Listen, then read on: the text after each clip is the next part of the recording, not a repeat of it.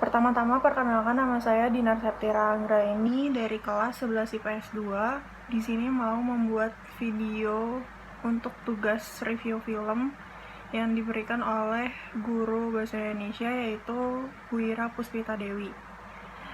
Nah, di video ini film yang mau saya review adalah film Glass di tahun yang baru aja tayang di tahun 2019.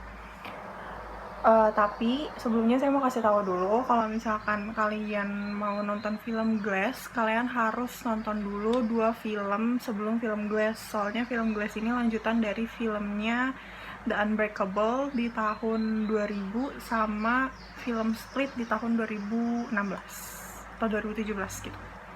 Dan Glass ini merupakan ending atau akhir dari kedua film tersebut. Tapi di video ini untuk 2 film pertama, yaitu The Unbreakable sama Split-nya, saya cuma bakal bahas sedikit-sedikit aja, terus nanti kita bakalan lanjut ke yang di The Glass-nya biar kalian ngerti.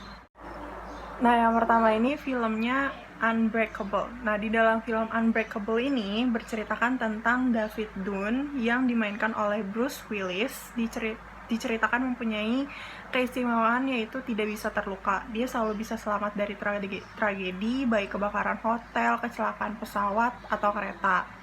Saat Dunn mengalami kecelakaan kereta, dia tuh satu-satunya yang selamat dari 130 lebih penumpang. Tapi Dunn ini tidak menyadari keistimewaan tubuhnya. Ia baru sadar memiliki keistimewaan saat bertemu dengan Elijah Priest atau dimainkan oleh Samuel L. Jackson atau biasa dipanggil Mr. Glass. Si Mr. Glass ini adalah seorang berpenyakit aneh yang bernama osteogenesis imperfecta. Penyakit itu membuat penderitanya memiliki tekstur tulang yang lemah dan mudah patah. Kendati begitu, Glass percaya bahwa di luar sana ada orang dengan kekuatan yang luar biasa. Glass akhirnya menemui Dunn saat mendengar berita tentang kecelakaan kereta tersebut. Perbincangan dengan Glass membuat Dunn menyadari keistimewaan dirinya. Dia merasa bisa memanfaatkan keistimewaannya untuk membantu masyarakat. Selain tidak bisa terluka, Dunn juga bisa melihat dosa masa lalu orang yang dia sentuh. Sementara dalam Split, itu diceritakan bahwa Kevin Wendell Crumb yang dimainkan oleh James McAvoy adalah orang dengan 23 kepribadian, dan psikiaternya atau psikologinya itu curiga kalau misalkan masih ada satu lagi kepribadian yang tersembunyi di dalam Kevin, dan satu kepribadian ini tuh sangat amat mengerikan. Sampai akhirnya kepribadiannya yang ke-24 itu muncul, dan itu ternyata adalah sesosok monster yang dinamakan sebagai The Beast. Kevin membunuh beberapa orang yang dia culik sebelumnya, termasuk si psikolognya ini. Dan dalam ending filmnya ini, yaitu Glass, si sutradara filmnya ini, si Night Shyamalan ini, menyatukan narasi kedua film dari The Unbreakable sama The Split ke satu filmnya yang terakhir ini. Kalau menurut saya, film Glass ini tuh sangat amat anti klimaks. Jadi kalau misalkan kalian nonton film ini sebagai pengamat film, kalian bakal bilang ini tuh sangat amat buruk sebagai penutup dari film. Tapi kalau misalkan kalian nonton ini sebagai penikmat film, kalian tuh pasti bakal bilang plotnya tuh bagus, karena memang plotnya tuh bagus banget. Dan alur ceritanya juga jelas. Apalagi kalau kalian itu penggemar dari film psikologi thriller, kalian tuh harus nonton ketiga film ini. Kenapa saya bilang ini tuh sangat amat anti klimaks? Soalnya filmnya yang terakhir ini, yang The Glass ini tuh dia tuh berusaha menggabungkan 3 orang dan 2 dunia dalam satu film. Nah, sejak awal film ini tuh udah menjadikan berbagai adegan roller coaster dari 2 jagoan di dalam film ini, yaitu Crumb sama si Kevin sama si Dan ini. Nah, plot yang makin rumitnya itu pas Elijah tuh merencanakan sesuatu dengan cara yang kurang tepat, terus lewat si Mr. Glass ini atau si Elijah ini, kalian tuh bakal ngerti arti pahlawan dari berbagai perspektif. Tapi hebatnya film Glass ini nggak cuma menyatukan 3 karakter utama, tapi juga 3 karakter pendukung. Terus twist yang diberikan juga cukup bikin kalian terkejut. Tapi sayangnya, saking banyaknya twist dan menggabungkan potongan plot yang ada, film ini jadi gagal dramatis gitu kalau menurut saya. Dan film Glass ini punya ketiga aktor yang karakternya sama-sama kuat. Mereka juga didukung oleh para karakter pendukung yang juga sama-sama punya karakter yang kuat.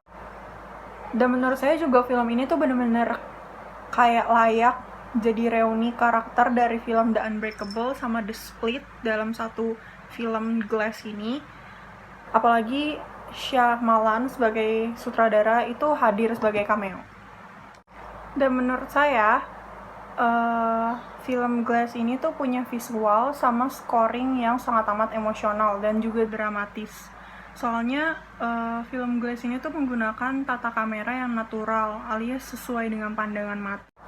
Film Glass ini juga menghadirkan pengalaman nonton yang unik, soalnya tuh bakalan banyak banget kilas baliknya dan kalian tuh bakal gak nyangka kalau misalkan film ini tuh udah disiapin sejak film yang pertama yaitu The Unbreakable. Tapi sayangnya pergantian tiap flashbacknya itu kurang halus, jadi mungkin di awal-awal film kalian tuh bakalan rada-rada nggak ngerti tentang film ini. Dan kalau soal scoringnya, sutradaranya yaitu Shyamalan mengarahkan penata suara dengan timing yang pas. Suaranya menegangkan, teriakan, ketakutan, kesedihan, dan keharuan ini bisa ditampilkan bergantian. Layaknya film psikologi, lewat suara pun bisa berdampak pada emosional penonton. Tapi sayangnya film Glass ini tuh dicintai oleh banyak penggemar, tapi dibenci sama kritikus. Kalau kalian lihat beritanya, kalian bakal cukup terkejut ketika melihat angka tomatometer film Glass ini begitu rendah dibandingkan 2 film sebelumnya. Padahal sejak tahun lalu, film ini udah diantisipasi kehadirannya, udah banyak ditunggu-tunggu sama penggemar sejak 18 tahun yang lalu. Jadi mereka tuh penggemarnya ini udah nungguin 3 jagoannya ini ada di dalam satu film. Tapi tenang aja, meskipun angka tomatometernya rendah, film ini punya banyak banget peminatnya. Bisa dibilang angka kecil nggak bikin penggemarnya ogah nonton, malah mereka tuh makin penasaran dan pengen ngebuktiin seberapa busuknya sih film ini dari penilaian tersebut.